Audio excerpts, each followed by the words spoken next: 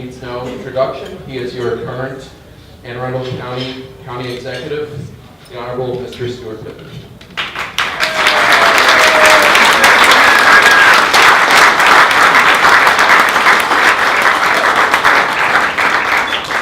This allows for him to talk more and for more question and answer. For you to not say anything that's not true. Thanks. Y'all are really having a lot of trouble finding a place big enough to meet. I mean, you got people in the back here. When you go to Union Jack's, it's standing room only. There's not enough, for the speaker series. I've been to a few of those. That's a good thing. So maybe you'll need to find a bigger place in the future. But it's great to be here. Great to be here for the annual meeting. It's great to have our council chair here as well, Andrew Pruski. He and I are working together and our staffs are working together closely on a lot of issues. We also have Scott Travers here from Senator Van Hollen's office.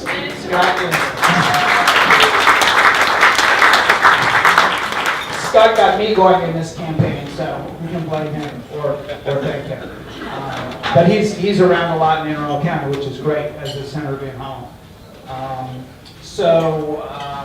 First of all, you all are my heroes. I mean, I always say that it's the people that in communities that are organizing that get things done. And one of the amazing things about Anne Arundel County is that every river has its advocates, and you all are leaders. And just the fact that you do so much, that you're growing so fast, you have so many people involved, is what's going to fix the problems. And the problems that you all are working on are really the problem that brought me into politics. 2 years ago, I didn't think I'd ever run for office, but I come from a farm. It's been in our family 8 generations, and my dad always trained his kids to believe that passing land on to the next generation in better condition than you found it is the reason that we're on the earth. And so that's what you all are doing, and that's what I hope as county executive I'm going to be able to help to do as well. So I got an email, I got a letter, three or four pages from some of you with a lot of things that you wanted me to get done in the next 4 years. And it broke down into 3 categories, and I'm going to try to address all of those. One was a policy of no net gain. We often talk about no net loss forests, no net gain in impervious surfaces, which was a new concept that I hadn't heard about, and a great one for the watershed of the Severn and the Mac. And so we'll talk about the things that we're doing that might contribute to that goal. The other was forest conservation and strengthening that and moving toward no net loss. And the third was not being afraid to talk about zoning and the really scary word to some, which is the word down zoning. So we'll talk about that as well. I have here Matt Johnston, who, wait, please, Matt. Matt is our new Environmental Policy Director. It's a position that didn't exist in the past in Anne Arundel County. I can't understand why we would not have had either a department or a director. But we're starting with a director, and he's making trouble for all of the departments that have anything to do with land use. They're starting to complain a little bit, but he's everywhere, and he's coming up with new policy ideas. And I don't think, I just know that Matt is going to be a big part of the reason why we're going to get a lot done in the next 3.5 years on the environment. We also are just in the process, we're about to form the first Citizens Environmental Commission, which will have representation from every watershed, as well as ex officios from the departments that need to be there that have anything to do with land use. So that when we're introducing legislation and figuring out how to regulate, that we've got some people that we turn to first, and of course we're going to turn to all of you all the time, especially those of you who are organized whenever we have a new policy that we're trying to implement. So let me get to the policy stuff, because that's what I'm proud of, that's what I'm excited about. I figure I don't know how long I've gotten in this office actually, but it's some number of days and it's limited. And that means that there's not enough time to do everything, and we have to move fast. So, the big picture first. So the big picture is the general development plan over the next 20 years. First thing we did was disband the Citizens Advisory Committee on that and create a new one that was based with representation from each of the 16 small areas of the county. That started to meet We also insisted that there be small area planning, because when you look back at the documents, the planning documents over time in our county, the best ones were the 16 small area plans. That's where communities at the local level got together and they said what they wanted their communities to look like in the future. So we're in the process of doing visioning meetings to start that. There's going to be more small area planning after the general development plan is done. The general development plan gets published, the plan is spring of 2020, and so that group is working on that. But stay engaged in that process, because that leads to the comprehensive rezoning, which goes to the county council. And they're supposed to follow the guidance of the land use plan for the county. And as we know in the past, there's been upzoning of land that didn't get turned back, land got developed, and some of us never expected to be developed in protected areas. So that's about preserving land. Some of you came to a meeting that we had, I think it's been 3 or 4 weeks. It was all day Saturday, and it was to relaunch the general development plan process. Raise your hand if you were there. I think a bunch of you were. That all day with Smart Growth America? Okay, just a handful. We didn't think anybody was going to show up because we only announced it with 2 weeks' notice, and 240 people showed up. And it really was citizens for the most part. There were some government people there as well, and a small handful of developers showed up to listen in and say what they thought. But we brought in Governor Glendenning and his organization that he started called Smart Growth America, and the morning was spent listening to their presentation, which I thought was perfect, because a lot of us know what we don't want, but we haven't thought much about what kind of development we can live with, and talking about transit-oriented development and smart growth and ways that development can happen without paving over the most sensitive lands that we have, was really important for people to hear. And then they went into this breakout sessions and had that to think about. So we've actually contracted with Smart Growth America to do a study looking backwards at the kinds of development we've done in the county and the fiscal impacts of the development. And then looking forward at what kinds of development makes sense fiscally and what doesn't. So I think most of us in this room understand that we kind of got lied to in the past, and we were told that if growth happened enough and we paved over enough land and there were enough new houses and enough new development, that the tax base would grow and pay for all of our needs, but we found out otherwise, which is really why I was elected, I think, because people were fed up with traffic and overcrowded schools and lack of police and fire and all the infrastructure that's needed. So they're going to be doing that study. We'll have those numbers to work with as part of the general development plan. The last big picture thing I'm just going to throw out there, because it's still ongoing and I believe it's going to happen. We're taking it to the county council. We got it passed through the state first. Is campaign finance. So the money that goes in goes to county council and county executive candidates in the past. A big chunk of it has come from developers, and they have interests and they push their issues. We want to limit the contributions that go to those candidates when they're running from people who have applications in the pipeline. And it's true that some developers always have applications in the pipeline. So that's coming. We'll be talking about that later this summer after we get the budget through. Community engagement, which is, I think, the most important piece of the whole puzzle on land use and on protecting our water. 2 things are happening. One already. It's called the Land Management Core System. We're looking for a sexier name, but it's taking all of the development applications that are out there and putting them online so that you can see them. So instead of having everything in a PDF and over at the planning department, you have to go down there and look at the paper. Be able to look at a map in your community and click on locations where there's activity and be able to get all the information about the process, where you can intervene in the process, and what's going on, and guidelines. We'll actually train people in how to do that. They're saying it's going to take a couple of years to get the land use part of that done. We've talked to the IT people about moving faster on some of it. They have the data, it's just getting it online. So we think that within a few months we're going to be able to click on a map anyway and get the applications. So we're working on that. And then the other is standing, that I know some of your organizations have tried to appeal with the Board of Appeals, and we don't have standing because you don't live close enough and the organization doesn't have standing. So we're looking at legislation to fix that. so organizations can have a voice.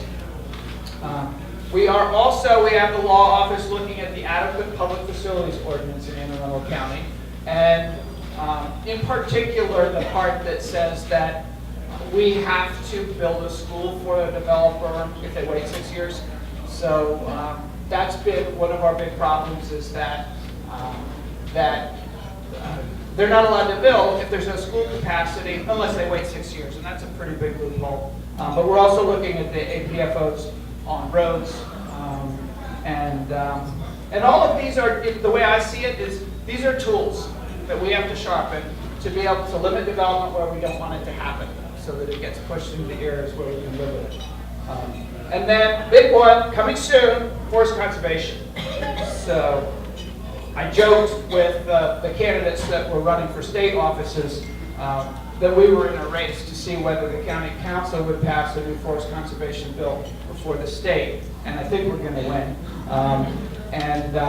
What we're doing is we're looking at two parts of that. I didn't realize that if you have 100 acres that you want to build and it's all trees, you don't have to do either replanting or payment in lieu on all of it. You actually get to cut down the first 68 acres, and it's only the other acres that you have to do that for. So it's the conservation threshold.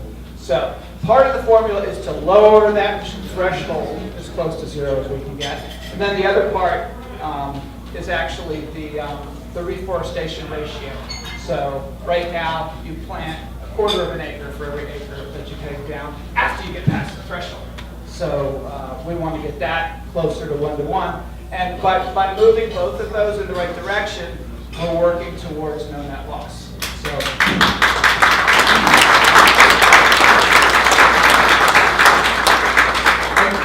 this is gonna really upset some of the development interests, but we want them to see this as not about stopping development; it's about directing development into the areas where it's more appropriate. So that will be coming. We're hoping to have the first draft of that bill ready to go by the middle of the summer to be looked at. Then there'll be a recess, and we'll be able to get that moving in the second half of head towards fall. So very excited about that. Development review. So the process that our planning department goes through when the applications for these subdivisions come in. You may have noticed in the news that we did a press conference down at Chesapeake Bay Foundation just last week, was it? I think it was just last week. Two parts of it. One is verifying wetlands. Believe it or not, we have had applications come in that said there were no wetlands and nobody checked. And there's one down in the Mayo Peninsula. It's Turnbull Estates. If you saw my campaign ads, TV ads, there were a bunch of trees cut down, a clear cut, 5 or 6 acres. That was Turnbull Estates, and MDE had to come in and give a stop work order to the developer because there were 3 wetlands that you could plainly see once the trees came down. They were on the map. You could have checked on your phone that they were there, but our planning and zoning folks didn't seem to notice or care, and they cut down all the trees. So we're enforcing a process whereby there's a checkup on the wetlands. MDE we have to check with MDE on that. And then the other is the modification process. You might remember that during the election, when the past county executive came out with some called smart growth initiatives, one of the things he said was that we're doing too many modifications, which are ways to get around the law, and we're going to cut them in half. Well, the developers were a little bit bewildered, and they said, which half? What are you really trying to say to us? And so what we've done is we've come in and we'll say, oh, it's the half that deals with the environment. So wetlands, specimen trees, steep slopes, if they ask for a modification, the modifications are necessary to do some things. I mean, we have watershed protection projects that have to get modifications to be able to be implemented. So they're not always bad. But when they are bad, when they are about the environment, we're going to be tough about it. We're letting them know we're tough about it. And there are ways around it, but only if you actually improve the outcome. So that was what we were doing our press conference about just last week. And that's already started. Anybody who's read Planning Department's response to the Hogan companies on the enclave at Crofton saw what I'm talking about. There were about 30 pages of denials, of modifications, and at least half of them were for environmental reasons. So now I'm going to go to the last part, which is the budget, where we're actually going to invest in cleaning up our waters. And many of you followed the process, and you know that we've introduced a budget. It's before the county council now, so okay, Andrew. And we believe that this budget is going to pass without a whole lot of changes. There's definitely some work that's going on right now.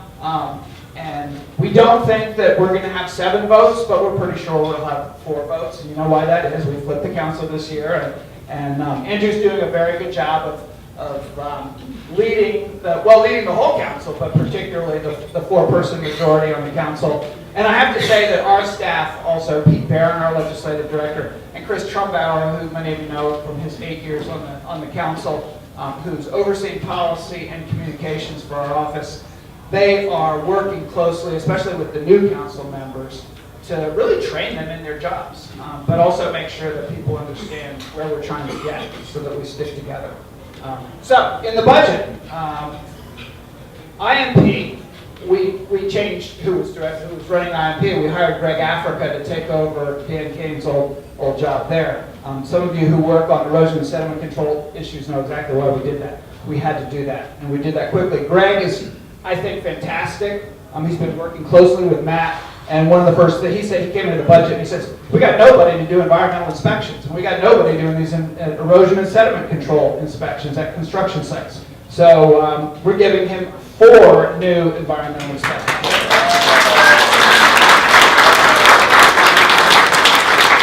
And then over planning and zoning, there used to be an environmental design unit that just got deleted at some point. Completely, there were 0. So we have 2 people coming on to do that job, as well as 3 other planners. One is a long-range planner so that we can actually do small area planning, and then an assistant director of plan and zoning. And that department was also decimated. I guess it all started after Janet Owens, when Leopold came in. A lot of these positions were taken away. So that's in the budget. And the watershed protection and restoration fee has not actually kept up with the costs of what we have to do in that program in Eric Michelson's shop. And he came in with a formula so that rather than having to dip into the general fund, the fee will just, it will keep up with the cost. So we basically protected that fund long term so that nobody will ever come in and say, why are we dipping into the general fund to pay for this? So that's in the budget. And then, has anybody here gone through the Watershed Steuart Academy? I got Jenny. Good. Well, they came to us early in the budget process. They were very smart about it. We do give some grants to nonprofit organizations through the budget, and they were getting a little bit of money. And they had a proposal to hire a couple more people to expand the work that they're doing, and we gave them everything they asked for. It doesn't actually... The money will go through the Watershed Protection and Restoration Program, so you don't see it in the budget, but I promise you it's there.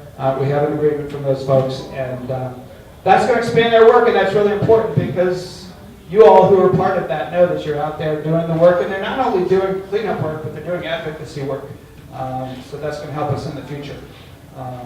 And then I guess the last thing we haven't quite done in this budget, but I'm hoping that we're figuring out a way to do, is that we have failing septic systems in some communities that are a big problem, particularly in communities where people either can't afford or don't want to pay the cost to hook up to sewer and water, but there is sewer and water nearby. And I don't know if you remember, early in the Hsu administration, they reduced sewer and water hookup fees for new development by 30%.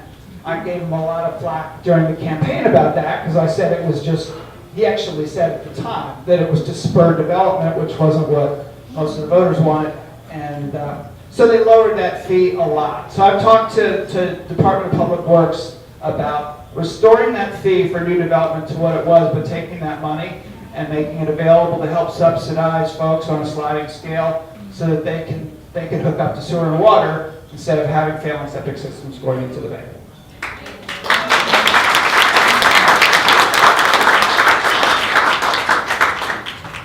That's most of it.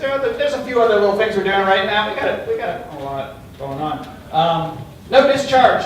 The whole county, a no discharge zone. Not just yet.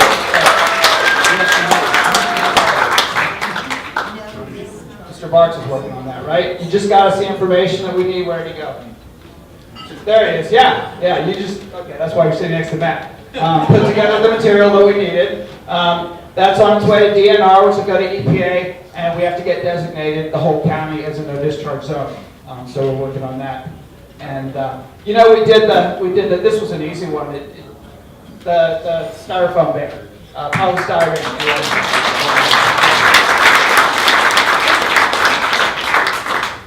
I went to the Microplastics Forum that was part of the Clean Water event that's going on right now up in Baltimore. They had an all-day forum on microplastics, and they asked me to come and speak. And what I ended up talking to them about was the politics of the environment and how it really is good politics to talk about environmental issues. And I thought back on the time in our campaign when the majority of the county council passed the polystyrene ban, and then the county executive vetoed it. And at that point, I knew I could win this election. I mean, it was the dumbest political move I've ever seen anybody do. And when we put it up on Facebook, I think it was shared more than anything. And people talked about, burying styrofoam Steve and all kinds of good jokes. But we did do that. But that's just a start. And the reason that I was at this microplastics thing is that there are a lot of other plastics that are ending up in our water. And with 530 miles of coast, we feel it, we see it, we understand what it means. And so they're working hard on policy proposals. We know that plastic bags have been banned in New York and California. In fact, most countries in the world have done that. And we have to look at that, whether we're going to do a tax or whether we want to do a ban or how we want to do it or whether we want something more comprehensive that has to do with bottles. So that's that. We haven't even talked about that yet with the council members, and Andrew's over here saying, "Let's have a conversation about this one, Stuart." We will. We're going to have a conversation about all these, but yeah. So what I told them is, hey, if you want it, you better demand it. Just like all organizing, you've got to make the case for it. You got to take it to us, because if we're going to do it, we need to justify it, and we need the pressure from you. Which gets me to the very last thing that I want to say, which is about your role in all of this.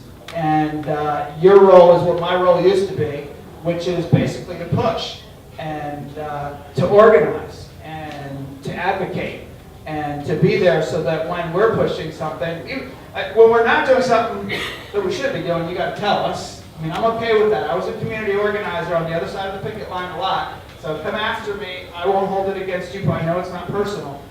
Demand what you want, but be there also when we're pushing something controversial, and the other side is complaining about it. But like I said at the beginning, I don't know how long I'm going to be at this job. I want to get everything that we can do possible done in 4 years. It won't happen in 4, so we'll probably need another 4. But I'm really gonna need your help, because I can't do it alone. Andrew can't do it alone. The council can't even do it alone. The senator can't even do it alone. So we're all gonna do it together. So thanks for what you're doing.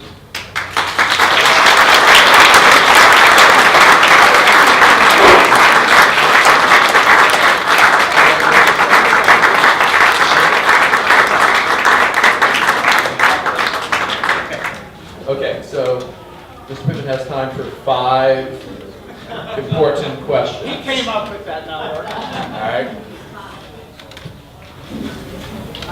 There are some new standards, targets coming out for nitrogens and phosphates and things like that in urban runoff.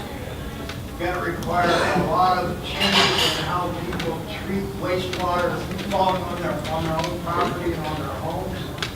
And I didn't hear you say anything about that, and I understand the targets are pretty strict, and they're coming up just in 5 years. We have to meet some pretty strict standards. Yeah, well, all of this, we have our TNDL goals, and we have to. I've sat through the meetings. As a farmer, I would go to the meetings on the ag side of our WIP planning and goals, and it's sort of a game for most of the people who are trying to get by, and I don't really think it's a game.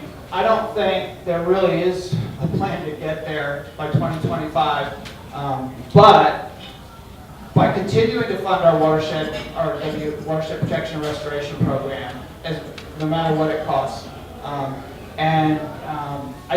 mean, we're doing better than most counties. Unfortunately, I'd like to be able to say that others are doing better than we are, but those are some, they're difficult goals, and I think I don't know anything other than what we've started to do through those programs on stormwater to try to keep the water, to let the water go into the ground, the good old-fashioned way.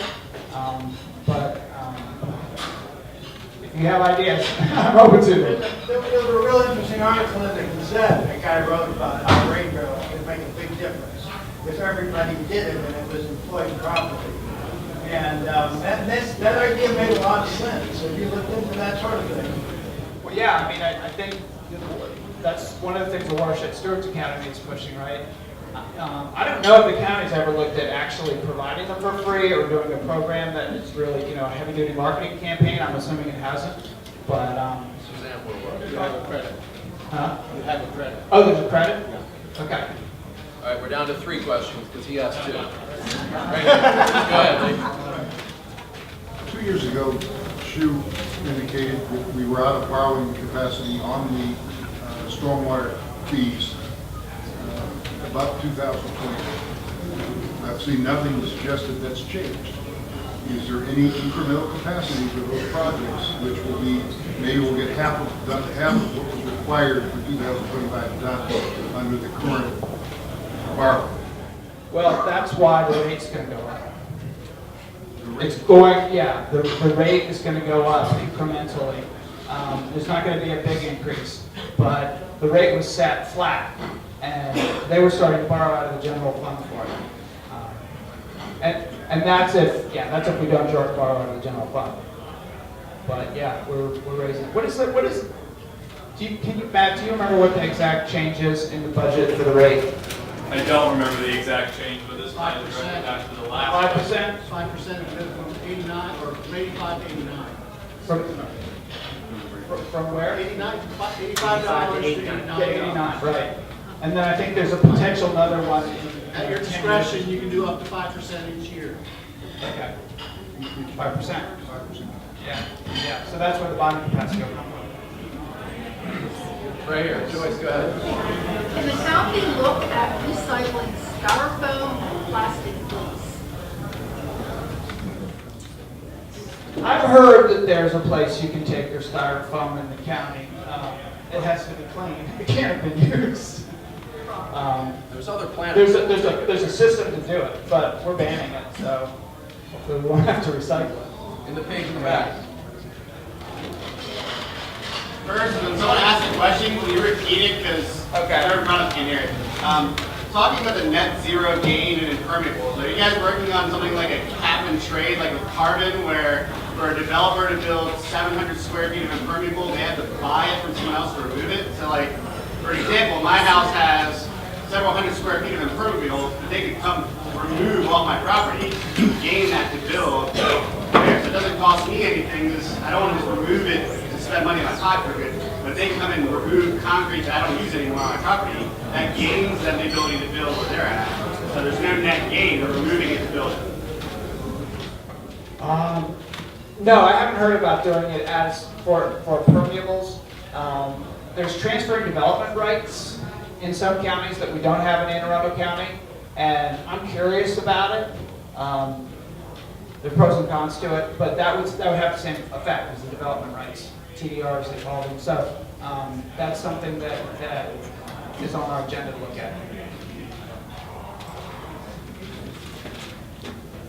The largest generator of impervious surface, the largest generator of impervious surface is transportation as we practice it in the United States. I know you're already working on transit, and that's wonderful. I'm a bicycle enthusiast, many of us are. If we could move only 5% of those cars onto bicycles as transportation, not as recreation, but as transportation, we can make a big difference in the long term. Every time we look at a place to put a bikeway, it turns out to be a jurisdictional problem. It's either a city road, a county road, or a state road, and And getting those three jurisdictions together has been really difficult. Do you have any ideas on how to do that? Well, I think if we had, at the state level, a Department of Transportation that was more interested in public transit and trails and not just widening highways, that would help. But for now, that's what we're stuck with. I'm more concerned about the funding, the financing, to be able to complete the plans that we have underway. We have a pretty decent transportation plan. It's actually, it's under comment right now, called Move Anne Arundel. You can comment on it. It's going to go to the council. It's a great plan. It's just that there's no money to fund it. And it includes transit, it includes trails, it includes roads as well, traffic bottlenecks. And that's why this isn't a complete solution, but it's partial. In our budget, we have a 0.1% income tax to fund a thing called the Permanent Public Improvements Fund. It's something that our charter had from the beginning, but it's never been used. And the idea is, if we have big infrastructure needs, we can put money into this fund. It's separate from everything else and fund those needs. So we're expecting for a part of that to be for transportation projects.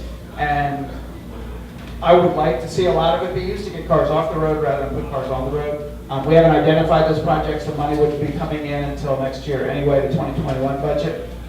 But first we have to get this budget passed with that 0.1%.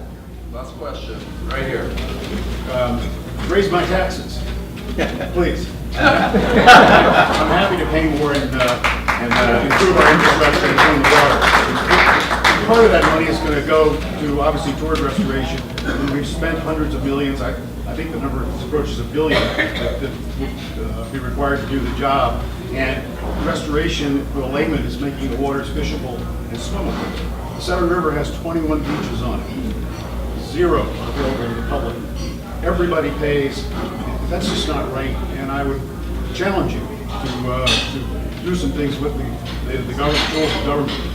Because I don't think this is sustainable, frankly, if everybody pays but the benefit falls to the few. We won't keep doing this. For those who couldn't hear in the back, Mike Lofton, you can never guess, making the point that if we're going to sustain this effort to clean up our water, we have to give people access to the water. And the Severn River had, how many beaches you said? 21. 21 beaches, 0 public access. So I agree. I mean, and you asked about money, so we'll talk about money as well. But it was an Obama administration national thing on water access. And Mike Lofton brought me the document when I met with him the first time about this. And water access has been controversial because people who live on that water and have that access don't necessarily want to share it, or often don't want to share it. And we're dealing with that right now on the Mayo Peninsula at Beverly Triton Park. And we actually had a meeting today about that and trying to balance the needs of the community versus access. And we talked about what it might feel like to go to to go to 2 or 3 different beaches on a beautiful weekend in the summer, and they're all full. Get down to Beverly Triton Beach, and that parking lot's full because we didn't put in enough parking lot places. And where do you go? What do you do? It's a frustrating situation. But as far as revenue for it, yeah, we have to invest in it. I mean, we do have to sometimes acquire land for water access. I'm not a big fan of the boat ramps that have been expensive.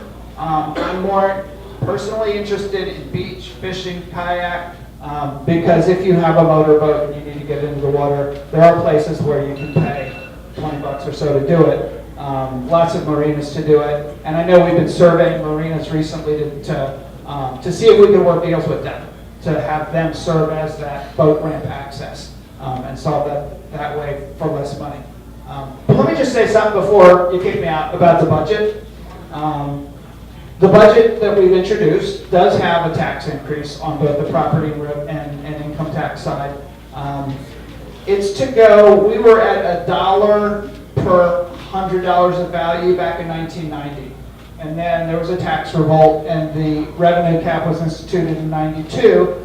And that pushes the rate down because we're not allowed to collect on our growing tax base. In fact, it drove the only growth in our tax base that we're allowed to collect more than the rate of inflation is new development. which is why county executives and everybody said, we got to have the new development to grow our tax base. So, so it pushed the rate down, and then when the politicians wanted to go even lower and get votes by lowering taxes, they would go below the cap, as the last county executive did in the last election year, and it didn't work in the election, but it pushed the rate lower, which forces it lower for future years, because it's a cap, and you calculate from the previous year. So what we did is we calculated what the rate would be had the politicians not pulled that stunt for 4 years, and it would be 93.5 cents. So going from 90 to 93.5, and that's where we're going. And that keeps us in the bottom quarter of Maryland County. So we're still taxing like the rural counties. And then on the income tax side, we're at 2.5. 3.2 is where all the big 8 counties, Baltimore's going to 3.2 this year, up to 3.2. So all the big 8 counties will be at 3.2, the max. We're down to 2.5, only 2 counties below us. We're going up to 2.8, that still keeps us in the bottom quarter. So I hate raising taxes. I look around and I look for things to cut, and I think we're going to be better at figuring out which programs don't work next year after we have our county stat program going, and we'll be able to make some cuts and things that aren't working. But to me, we can't, it was a no-brainer. When I found out that the new revenues to the county, the $50 million, were eaten up by $40 million in obligations, there was no new money to do anything to catch up with all the growth and development for infrastructure, schools, public safety. So here we are, we have that budget. The Capitol's endorsed it, the Baltimore Sun's endorsed it. We have lots of old-fashioned Republicans who worked in past administrations endorsing it, but there does seem to be a movement right now among some of the Republicans on the council to stop us from passing the budget and to put a revenue cap on the income tax side, which would basically limit us from raising any more money and lower our bond rating and put us in financial distress. So I hope you're with me on that. If not, talk to me sometime. I love talking about the budget.